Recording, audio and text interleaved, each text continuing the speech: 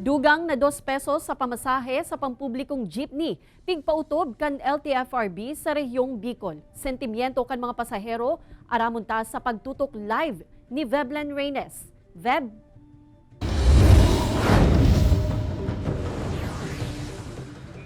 Kate Kasodma, nag-anunsyar na ang LTFRB na magkakaigwana nin aumento sa pamasahe sa public utility jeep sa enterong nasyon. Epektibo sa aga, primerong aldaw kan Hulyo, ipapautob na ini kan ahensya. Sa Bicol Region, magkakaigwanin dugang na 2 pesos sa minimum fare, pareho para sa tradisyonal asin modernong jeepney. Nakatalaan ng magpautoban LTFRB nin aumento sa pamasahe sa jeepney sa enterong nasyon. Para sa National Capital Region, Central Luzon asin Calabarzon, madudugangan nin piso ang pamasahe.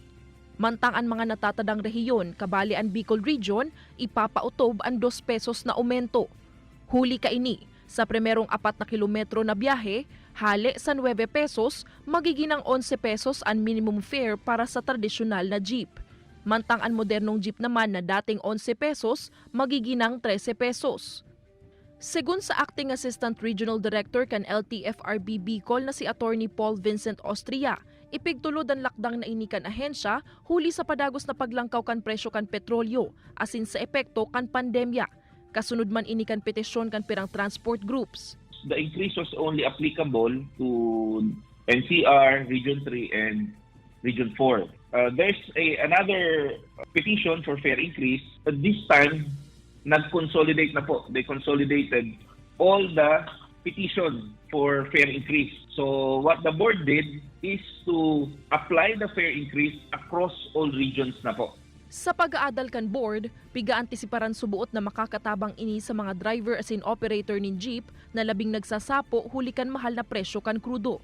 Magkakaroon sila ng net profit target of at least 15.6%. So that is an increase of 4.3% for traditional PUJ operators and 43.9% for MPUJ, accounting for 1.7% increase. Makakatabangan po yan sa muya, lalo na ngunyan mahalo ng diesel. Makakatabang po yan sobra sa muya.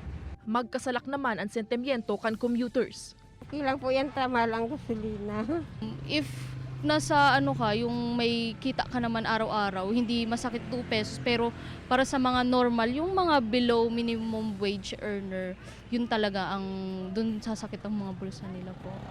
Mahal nga yung bakalon, madagdag pang 2 pesos. Face to face na mga estudyante ko, paano na yan?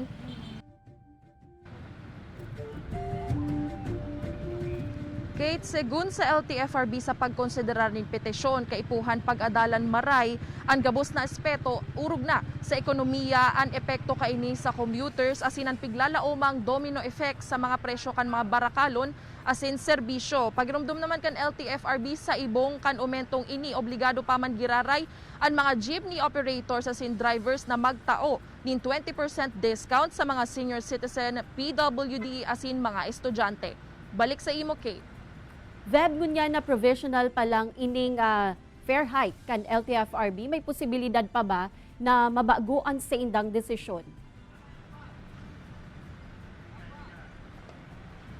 Yes, Kate, segun sa LTFRB, bako pa ini ang pinal na aumento. As we said nga ni, provisional pa lang ini, maut sabihon, pwede pa ining magbago. Pigaadalan pa kaya ngunyan kan board ang main petition na ipiglatag kan mga transport groups. Sinabi ni Attorney Austria na dai pa mamamatean kan ekonomiya ang bentahe kan increase tangunyan alagad sinabi na kan mga nakaulit ang jeepney drivers asin operators na may tabang naman ini maski pa no, Kate.